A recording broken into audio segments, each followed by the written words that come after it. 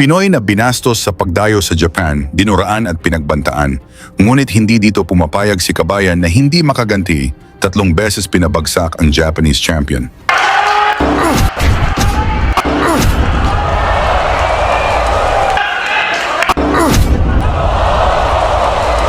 Lagi niyong sundan, huwag magpapahuli. Pag-usapan ni bakbakan. Sa kabila ng pagbagsak ng ating mga nangungunang boksingero sa pagdayo sa Japan, meron pa rin tayong matatapang na mandirigma na walang takot dumayo sa balwarte ni Naoya Inoue. Meron pa rin tayong matapang na mandirigma na walang takot dumayo sa balwarte ni Naoya Inoue kahit minsan ay binabastos na dahil isa lang daw pampataba sa kanilang champion. Isa na rito ang tubong ubay, Bohol, si Ricky Sismundo na may bansag ang Incredible Hulk ng Pinas. Matapos ang sunod-sunod na panalo sa Pilipinas, nabigyan siya ng pinakamalaking laban sa kanyang karera. Lumipad ang kanyang kampo sa Japan at dito ay hinaharap niya ang kinatatakutang knockout artist. Si Shuhei Tsuchiya may 16 na panalo at 14 dito ang knockouts. At nagmula sa 11 na sunod-sunod na panalo lahat ay knockouts. Ang napampataba ang ating Pinoy sa kanilang future world champion sa laban na naganap sa Korakuen Hall sa Tokyo, Japan. Sa pagbungad ng unang round, mainit kaagad ang palitan ng suntok, parehong malakas ang pinakawala ng dalawang fighters.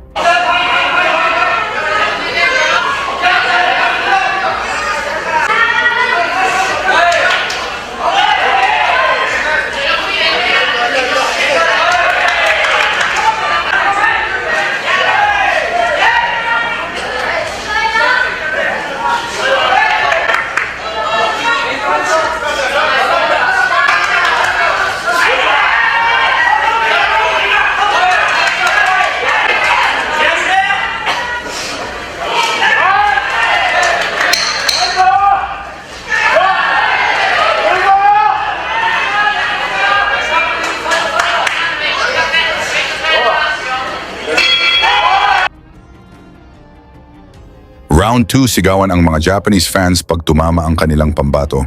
Ngunit hindi nagpatinag dito ang ating Pinoy.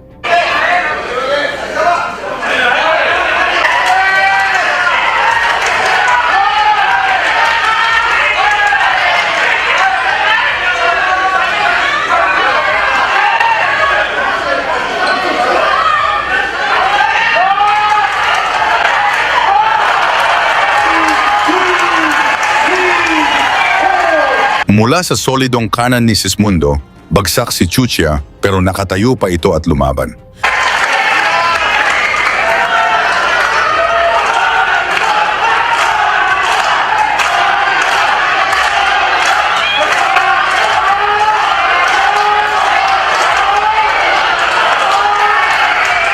Mula sa combination ni Sismundo, bagsak ang Japanese champion pero hindi ito binilangan ng referee.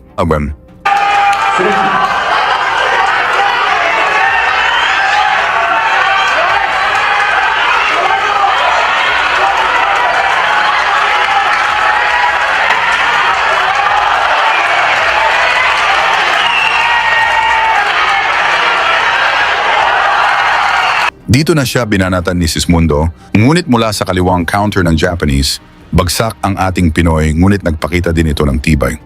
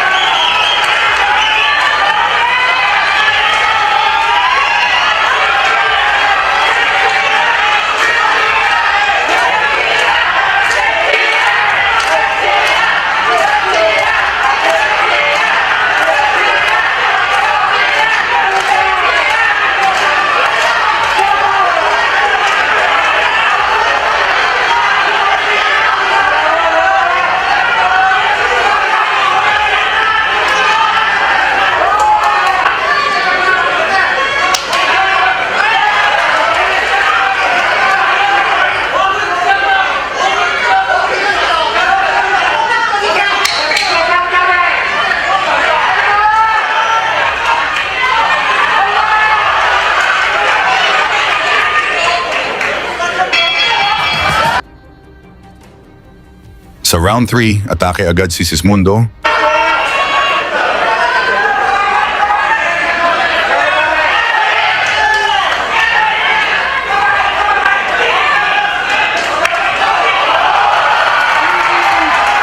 Mula sa mabilis na kanan, bagsak ang Japanese, ngunit mapahanga ka rin sa tibay nito.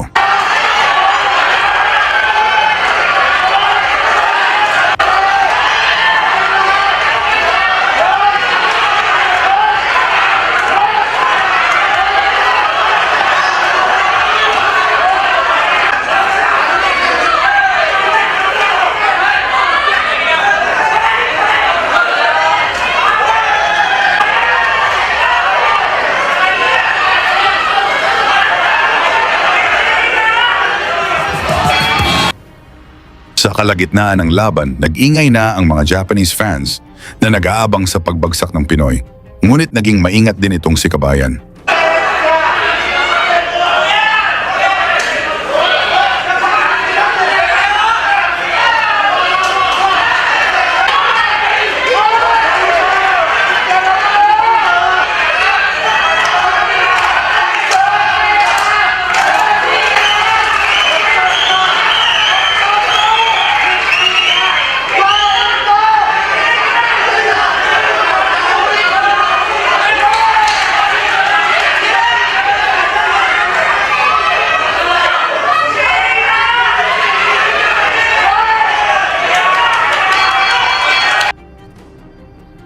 Tuloy ang action dito sa round 5, agresibo na ang Japanese, gustong makabawi mula sa pagbagsak.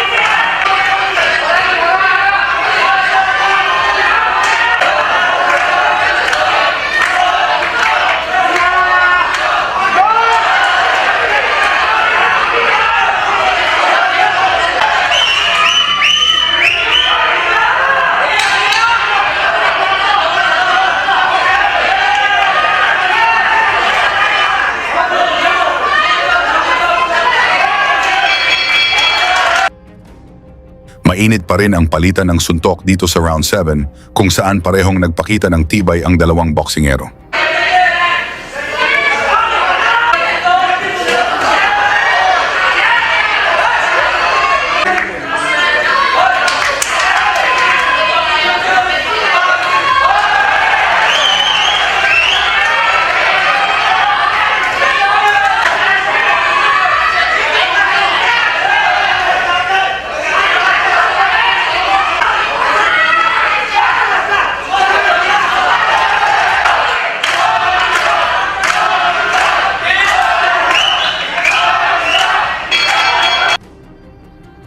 Sa final round, binuhos na lahat ni Sismundo upang pabagsakin ang kalaban dahil delikado pag umabot pa sa scorecards.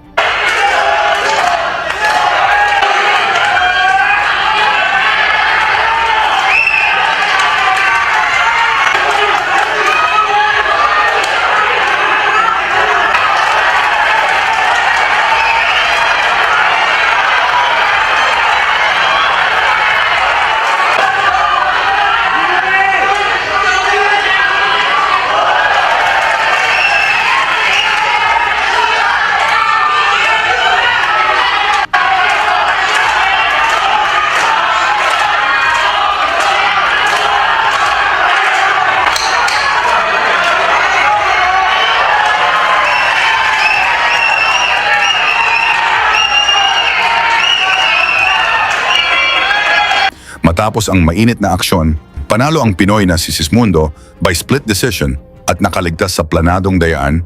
Kung hindi pala napabagsak ni Kabayan ng 3 beses ang Japanese, malamang matalo pa ito. Sa inyo namang score sa laban, ikomento na lang sa baba at isama ang inyong lugar para malaman natin saan umabot ang suporta ng mga Pilipino kay Sismundo. Lagi niyong sundan, huwag magpapahuli. Pag-usapan ni bakbakan, balita niya at laban. Mga Pinoy na di nagpapagapi. Salamat sa mga suporta na lagi nandyan.